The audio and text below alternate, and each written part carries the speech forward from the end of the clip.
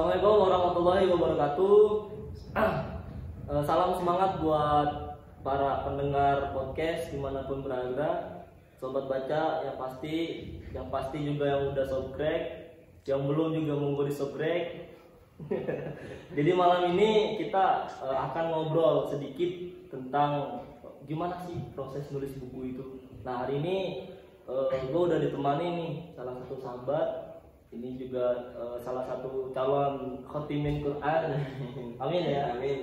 Kenalan dulu. Alhamdulillah. Assalamualaikum warahmatullahi wabarakatuh. Sobat baca angkringan baca 17 yang sudah subrek pasti sudah kenal juga. Pasti. Yang belum. Bismillah. Alhamdulillahirobbilalamin. Terima kasih kepada Kang Jamaluddin yang sudah mengundang saya sebagai sahabatnya, sahabat sekarib yang ada di pondok, teman seperjuangan. Beliau juga panutan saya. Alhamdulillah, terima kasih yang sebesar-besarnya. Saya Izar Fatoni, mahasiswa Institut Ilmu Al-Quran An-Nur Yogyakarta. Sekarang sedang menempuh kuliah semester 6. Itu aja. Iya.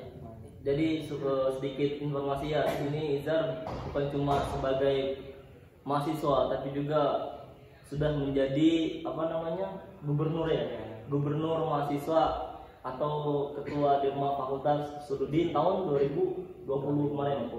2020 luar biasa, ini pengalaman organisasi ada, terus juga setiap bulan itu saya ngeliat statusmu tuh buku hatam, apalagi pas kita waktu di karantina ya Zar ya, kita balapan ya Zar, berapa bukumu yang udah bulan berapa yang hatam?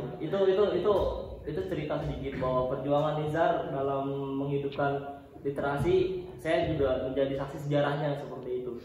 Lah ini sekarang sudah terbit nih buku, di hadapan kita sudah ada, judulnya apa Zar? Arah dan Kata ya. Ini gimana sih bisa terbit buku gitu? Artinya apa yang mendasari itu kamu pengen nulis kayak gitu? Langsung ya langsung jawab aja, kita ngobrol lagi. Pertama sih itu dari sebenarnya saya menulis itu dari keresahan saya sendiri. Pertama kita melihat keresahan yang ada dalam diri kita itu, melihat fenomena yang terjadi sekarang ini. Seperti membaca fenomena yang terjadi di masyarakat itu, ini khususnya ditujukan kepada kaum milenial, tapi tidak menutup kemungkinan juga untuk para kaum yang untuk umur 30-an ke atas. Seperti melihat bagaimana cara menentukan arah-arah langkah hidup begitu kan. Sebagai kaum milenial kita kan masih banyak tuh yang tersesat mengenai apa sih sasaran utama saya, apa sih target saya untuk masa depan, ke depannya itu belum ada gitu. Dari sini itu keresahan ada dalam diri saya itu membuat, bahkan saya sendiri juga kadang masih stuck, masih mikir-mikir juga sebenarnya apa yang saya cari itu, target saya masa depan itu apa. Dari situlah timbul keresahan yang ingin membuat saya semangat berliterasi untuk menuangkan karya lah begitu di tulisan. Yang kedua itu menjawab atau merespon dari teman-teman yang sering teman-teman tongkrongan yang ada di Sulawesi sana, tempat saya lahir. Biasanya kan mereka sering bilang, kenapa sih Zar sering nongkrong malam-malam, pulang malam, terus apa sih yang didapat dari ngopi gitu, kumpul-kumpulan, apa sih yang bisa didapat dari hasil itu? Kalau kita menjelaskan juga ya, banyak pengalaman hidup yang kita ceritakan mengenai masalah kenangan lah, masalah luka lah, masalah percintaan, masalah tugas, itu kan gak serta-merta kita asal menceritakan aja. Tapi dari situ saya berpikir yang sebenarnya itu orang-orang itu lebih gimana ya, lebih nyata itu kalau ada bukti empirisnya. Bukti empirisnya seperti apa sih dari perkumpulan malam itu, apa sih yang kita bisa hasilkan. Maka bukan hanya sekedar kata-kata aja kita ngomong kayak pengalaman hidup, enggak. Yang dari sini ya keresahan juga, balik lagi dari keresahan saya ingin membuat sebuah karya, sebuah bukti fisik gitu loh. Ini loh hasil nongki-nongki saya malam, ngopi-ngopi malam saya, menjawab dari teman-teman yang suka menyindir gitu sih. Seperti itu.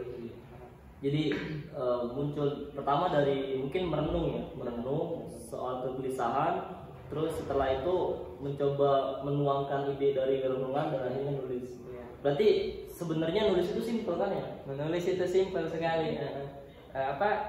Kalau kita nggak menulis itu kan pengetahuan yang ada di dalam pemikiran itu kata Tirsa Besari ya, itu mengalami feses pemikiran sama seperti dalam tubuh kita itu kan ada namanya metabolisme tubuh harus kita keluarkan, sama kayak pemikiran juga apa yang kita dapat dari guru kita, pengetahuan yang kita baca dari dalam buku itu harus kita tuangkan ke dalam tulisan, ke dalam kertas gitu. Nah, yang jadi hambatan kamu nulis itu di mana saat nulis buku ini? Yang menjadi hambatan itu istiqomahnya itu. Istiqomahnya buat target satu hari itu bisa dapat berapa tema, atau kalau fenomena kan ada, kita kan bisa membaca fenomena yang ada dari TV, dari sosmed, itu kan nggak ada habisnya malah ide-ide untuk mau menulis. Hanya yang menjadi hambatan itu mau istiqomahnya itu loh, yang diseimbangkan dengan memanage waktu. Bagaimana kita memanage waktu untuk masalah perkuliahan, masalah misalnya keluarga, dengan waktu kita untuk menyisihkan itu menjadi hambatan awal-awalnya, awal-awal menulis. Ini yang jadi kadang gini kan, ada yang kita kan sebagai penulis amatir ya, iya, amatir masih amatir ya, santai itu. Jadi kayak gini, penulis amatir itu biasanya nggak pede dengan tulisan kita. Saya juga pernah melakukan hal yang sama, artinya ini kira-kira tulisan gue ini bisa dibaca nggak sama orang gitu. Kadang mau nyetorin tulisan ke penerbit itu juga kadang pikir dua kali, artinya ragu begitu. Nah itu yang menyebabkan kamu bisa dengan PD-nya menyetorkan tulisan itu, ada nggak triknya gitu? Biar barangkali teman-teman juga sebenarnya coba itu. Iya, sebenarnya dari balik lagi dari metodologi pemikiran kita itu, bagaimana cara kita mengolah pemikiran kita itu. Kita menulis itu jangan kita lihat ingin dilihat saja begitu, ingin dipuji aja, tidak. Walaupun gitu kita itu harus membuktikan ini loh, maksudnya apa yang saya dapat selama ini dari baca buku saya, dari kumpulan malam saya misalnya sama teman-teman literasi, ini loh hasil dari kegiatan itu. Seperti itu. Siap. Terus ini Zar, itu kan sedikit cerita ya bahwa proses ternyata nulis buku itu mudah ya. Kita bilangnya bahwa nulis buku itu mudah, jangan bilang nulis buku itu sebenarnya sulit, nggak mudah, asal maunya itu, mau dan konsisten tadi, benar itu. Nah terus pertanyaan selanjutnya gini Zar, kira-kira buku Arah dan Kata itu kamu dapat judul tema besar Arah dan Kata itu secara bagaimana sih kondisimu saat itu, kok bisa nemu nulis Arah dan Kata? Nah, itu bersama teman saya kan ini Firman Oktivendra yang ada di Sulawesi sana yang sedang KKN. Salam buat Firman di sana, lancar KKN. Kalau dia ngelihat harus subscribe ini ya. Harus subscribe. Sudah di-subscribe kan? Itu kenapa dinamakan Arah dan Kata itu, waktu suatu malam sih Desember 2020 itu kan kita sudah ada proyek nih kita bilang. Dari kumpulan malam kita ini teman-teman yang sering menyindir kita, apa sih gunanya nongkrong-nongkrong malam gitu, nggak ada hasil. Ini loh kita mau tunjukkan, buktikan bagusnya namanya, judulnya gitu. Ini ada dari kan kita sering baca buku itu, dari banyaknya baca buku itu kita itu seperti menemukan arah begitu. Buku apa saja pasti kita menemukan arah yang ada dalam tulisan itu. Jadi kerap kita juga semakin ingin untuk berkata-kata dan berpikir lebih bijak lagi, dan makanya kita berarti kalau menemukan arah terus kita juga ingin berkata-kata begitu, melihat berarti arah dan kata aja. Dia juga si Firman itu teman saya. Arah dan kata aja bagus. Siap. Terus pertanyaan selanjutnya, ini yang menjadi hal yang menarik dalam buku. Saya baca ini buku, saya udah baca juga bukunya Izar. Itu ada kata kunci kontemplasi Zar. Iya. Nah, itu kamu bisa menuangkan ide kontemplasi itu dalam buku yang sekiranya itu gini, orang mendengar kata kontemplasi itu sebenarnya kadang apa sih, ngapain sih soal mikir ya gitu kan. Padahal apa yang kita lakukan selama ini juga berangkat dari kontemplasi ya. Nah itu yang menarik dalam bukumu itu. Kontemplasi. Terus lagi pertanyaan selanjutnya gini, bagaimana caranya supaya orang itu tidak jenuh dalam menulis buku dan membaca buku kayak gitu. Nah, perspektifmu dalam buku ini kan udah ada tuh kontemplasi yang menjadi dasar.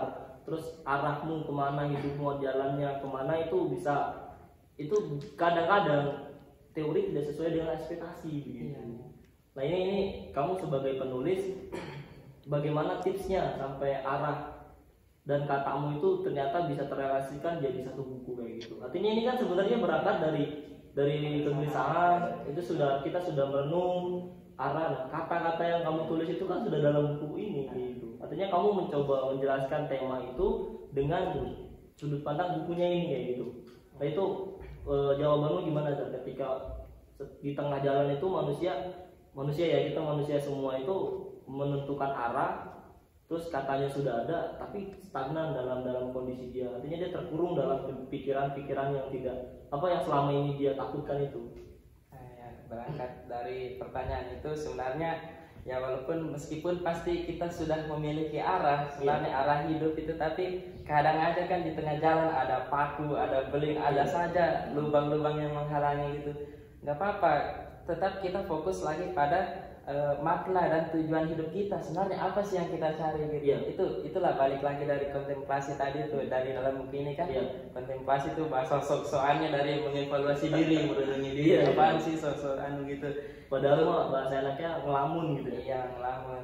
Nggak apa-apa, menemukan makna hidup itu kan kalau sudah enak itu, makanya itu makna hidup itu bukan barang yang hilang, bukan barang yang hilang, tapi makna hidup arah hidup itu dibentuk, bukan istilahnya menemukan arah hidup, tapi kita yang membentuk arah hidup kita itu mau dibawa kemana ke depannya, seperti itu. Jadi kayak hidupmu kamu yang jalanin. Nah, untuk menuju jalan hidupmu kamu yang menentukan sendiri kan? Kita yang menentukan sendiri. Walaupun misalnya arah hidupnya kita ya seperti mengalir aja arus gitu, seperti kan hidup itu ada dua, kita mengikuti arus atau melawan arus. Walaupun misalnya dia mengikuti arus saja terombang-ambing seperti itu, nggak apa-apa, asal dia memang sudah sebenarnya itu pilihan hidupnya dan dia enjoy mengalaminya, ya nggak apa-apa. Kan dia juga punya tujuan hidup seperti itu, makna hidupnya ya. Tujuan hidupnya ya dia sendiri kan, tentunya itu balik lagi tadi membentuk langkah hidupnya ya dengan mengikuti arus derasnya itu kehidupan gitu. Nah, yang melawan hidupnya gimana? Yang melawan arus itu? Yang melawan arusnya yaitu pause dulu. Nanti bisa dikit aja gitu. Oh iya nih. Aduh, pikir. Santai. Selanjutnya ini aja, kita bicara lagi soal cuaks. Gak apa-apa, kita iklan dulu, santai. Ini gak usah diedit juga gak apa-apa, kita lagi bercanda aja. Paling orang konten apa sih kayak gitu, gak mutu kayak gitu, terserah. Itu arah hidup. Mereka menentukan arah hidup itu. Langsung pertanyaan kritis. Soal kalau kita membahas arus, melawan arus, sebenarnya itu orang-orang unik. Tak tuh gini. Artinya saya membaca bukumu ini keren, nah milenial harus baca soalnya apa? Kadang milenial itu hidup dengan kenyamanan kayak gitu. Kenyamanan hidupnya yang dia tentukan adalah gimana nih caranya kenyamanan ini akan terus bertahan. Padahal the real hidup gak gitu ya. Real hidup gak gitu.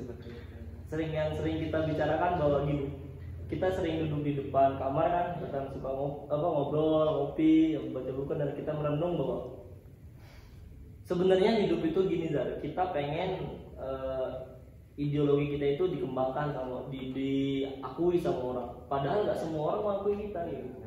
Makanya kita nulis buku, suka baca buku, itu juga kadang ada yang tentang ngapain sih lu kayak gitu, mending lu kuliah gitu, atau mungkin lu kerja dari uangnya gitu, selesai.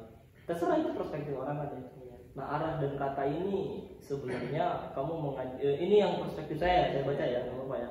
Ini dari saya baca bukumu ini, kita harus berusaha mencoba bagaimana kita mentoleransi pandangan hidup seseorang, begitu. Semua orang punya cara untuk hidup, semua orang punya arahnya untuk hidup, semua orang punya kata, dan kata itu kan memaknai. Semua orang punya memaknai hidupnya masing-masing. Hidupmu dengan hidup saya tidak sama. Tidak sama. Kamu mencintai cewek A, saya belum tentu. Kita bilang dia cantik, kamu belum tentu bilang cantik. Kan relatif kayak gitu. Dalam hidup kan kayak gitu. Nah, ini bukumu mengajak ke sana kan. Artinya seperti ketoleransi sih dari perbedaan yang ada kan, dari yang berbeda. Betul. Jadi kesimpulannya, ini langsung tutup atau enggak ya? Nggak usah, kita ngobrol lagi ya. Masih seru ini. Ini harus dikorek nih dalam malam. Yang paling susah dalam hidup itu gini terkadang, kita nggak pernah merasa hidup kita berguna. Bener kan? Kadang kayak gitu. Kita kuliah aja mikirnya bahwa tugas numpuk, kuliah gini-gini aja kayak gitu. Deadline sudah tinggal 1 jam belum dikirim kayak gitu. Belum ada temen yang ngasih bantuan buat plagiasi tugas kita. Bener kan gitu ya? Dalilnya gitu ya. Terus kadang juga kita lagi main game The Mobile Legend misalnya, naik epic atau apa Grand Legend, itu juga digendong jadi beban tim begitu, Dicaci dimaki kayak gitu kan, cuak so kayak gitu ya kalau katanya terus cuak itu. Cuman posisinya ya memang hidup kayak gitu Deril. Mau gimana pun caranya lu pasti akan merasakan hidup tidak berguna begitu. Makanya ada quotes seperti itu ya, tetaplah hidup walau tidak berguna. Itu nanti kita jadikan project buku ya, kata masih ada jalan menuju rumah. Siap. Artinya untuk memaknai hidup ini kan buku ini mengajak ke sana ya. Kamu buat buku arah dan kata, nanti kita bedah juga buku yang Tuhan ternyata aku manusia di episode selanjutnya. Terus juga nanti saya juga pernah nulis itu yang The Power of Mindset. Itu nanti keunikan dalam buku-buku masing-masing yang tadi kita sebutkan nanti kita bahas di season selanjutnya. Ini cuma bahas arah dan kata itu. Saya rasa milenial harus baca ini. Soalnya apa? Ya tadi yang sebutkan bahwa kadang milenial itu tidak percaya diri bahwa dia punya potensi. Orang yang ditolak daftar SNPTN, tidak lolos SBMPTN, dia merasa bahwa dia tidak berguna selama ini. Memang faktanya nggak berguna misalnya, tapi di sisi lain itu ada hal di balik itu bahwa kemunduran itu bisa meloncatkan dia pada tingkat kesuksesan yang tinggi. Kalau dia mau merenung, Kalau dia mau berkontemplasi, memaknai hidup yang saat ini sedang dijalani, kita ternyata kayak gini, gua nggak guna amat sih kayak gitu. Terus daftar kuliah nggak diterima, daftar kerja ditolak kayak gitu, dan lain-lain sebagainya, pasti itu terjadi. Setiap orang pasti memiliki ceritanya masing-masing gitu. Cuman artinya kalau misalnya kita stagnan pada ketidakbergunaan itu dan menjadi diri kita semuanya berakhir, sudah hidupmu sudah berakhir gitu. Tapi belum, selagi nafas masih ada kan gitu nanti kenanya. Nah itu sebenarnya ini luar biasa karya ini. Sahabat baca dimanapun kalian berada bisa membaca buku ini aja. Carinya di mana sih? Bisa cari di Shopee Ya. Tinggal ketik aja arah dan kata. Kalau yang bagi teman-teman yang suka membaca lewat elektronik book atau ebook, bisa langsung beli aja di Play Store. Sudah ada juga, sudah tersedia. Ini nggak promosi ya, cuma ngasih tahu bahwa kalau mau dari buku ini di mana ya. Ini nggak promosi ya, nggak promosi ini. Ya itu. Ini luar biasa. Saya sekali lagi mengapresiasi dan atas karyamu. Dan saya rasa milenial harus punya gagasan seperti ini. Artinya ada yang berproses lewat tulisan, ya ciptakan karya. Kalau misalkan teman-teman yang berproses itu lewat dari kesenangan dia, misalnya di sisi lain dia berkarya lewat bukan lewat tulisan, atau misalnya dia berkarya lewat akun media sosial digitalnya, endorsement, itu juga karya. Semua punya karya. semua tidak bisa disamakan harus nulis buku, semua tidak disamakan harus memiliki jalan sukses yang sama gitu. Artinya para penulis kita saat ini kita bisa lihat kayak Pak Pram, almarhum Pak Pram ya, terus juga ada Mbak Tejo juga yang nulis buku, terus juga ada Cak Nun yang nulis buku. Nah di sisi lain juga banyak tokoh-tokoh sukses di bidang itu kayak gitu. Kayak misalkan yang punya jaringan luas TV-nya misalnya kayak Pak Hairul Tanjung, nah gitu kan. Itu juga nggak apa-apa. Artinya semua punya peluang kesuksesan masing-masing kayak gitu. Cuman harus ada yang memikirkan juga gagasan. Pemikir itu harus ada. Kalau misalkan pemikir hari ini sudah tidak ada, lu siapa yang memikir ya gitu kan. Ya, jadi kalau kalian memang ada di posisi circle kita, senang baca, senang nulis, kita sama-sama bahu-membahu untuk menguatkan itu kan ya. Nah, ini makanya sebenarnya kan kita kalau diskusi buku kayak gini kan di teras pondok aja ya. Kita bedah di buku di bawah koridor, di bawah koridor gitu, duduk sambil nunggu jadwal ngaji tafsir kadang. ngaji tafsir. Zar saya baca buku ini Zar, kayak gini ya gitu. Daripada cuma kita doang berdua, kita buat podcast aja sekalian gitu kan, biar didengar sama orang-orang kayak gitu. Dan asalkan kita mau menanam, pasti akan ada hasil. Betul kan? Ya itu di sisi lain bahwa apapun yang kita pikirkan hari ini kita tanam dalam-dalam, ya jangan lupa dirawat tanamannya, nanti akan berbuah hasil. Nah ini dalam arti satu langkah. Nah, prosesmu menuju kesuksesan dalam membuat ide gagasan. Kamu bisa nulis lagi ke depan yang lebih gila lagi dari tulisan ini, lebih ngajak orang mikir lagi ya gitu.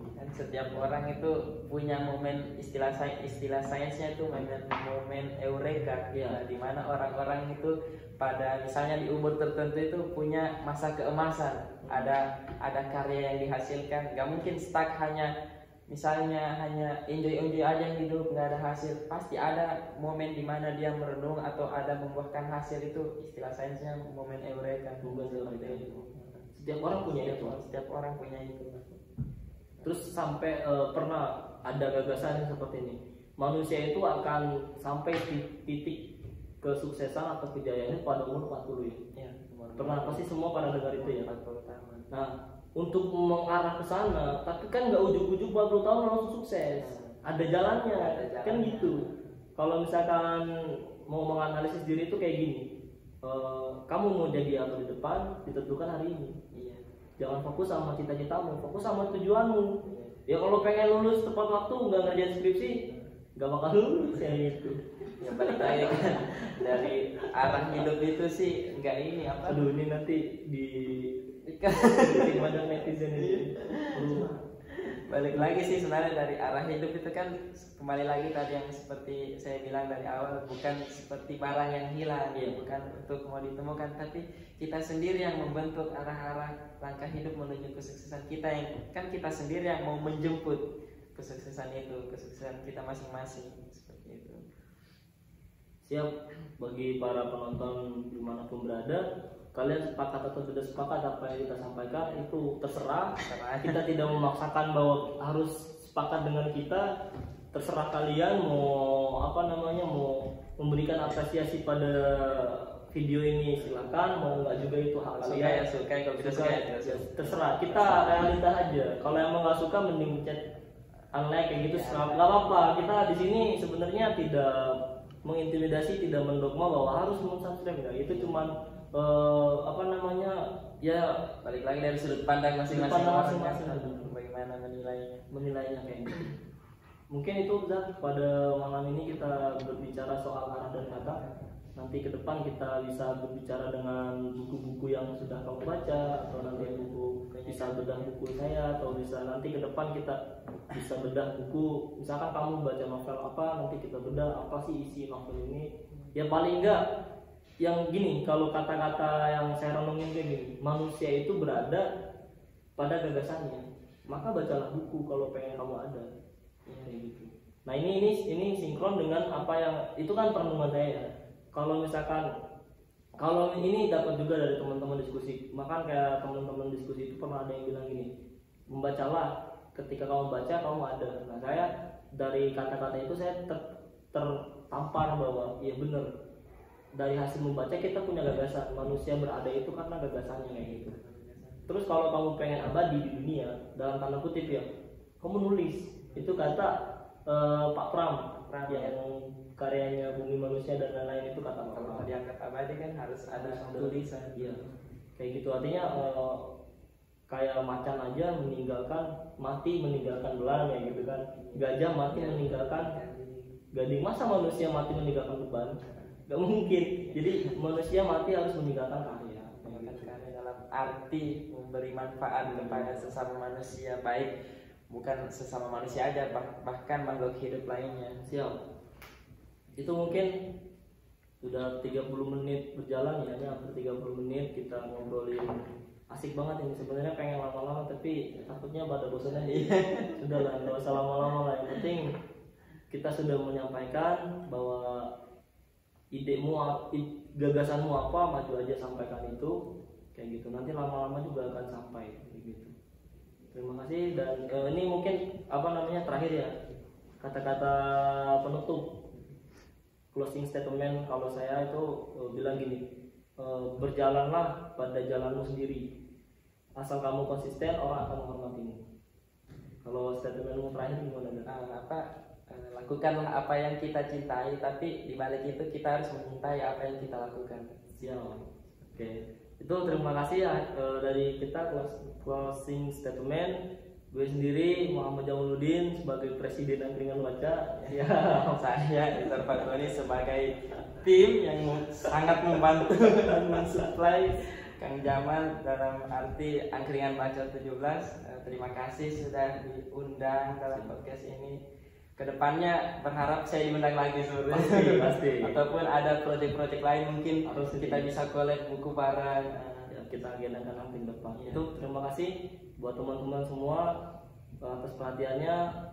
Kurang lebihnya mohon maaf apabila kata-kata kita ada yang menyinggung, kesalahan, itu semata-mata sebenarnya tidak untuk menyinggung. Kalau misalkan tersinggung, kita minta maaf ya. Terima kasih, kurang lebihnya mohon maaf. Wassalamualaikum warahmatullahi wabarakatuh.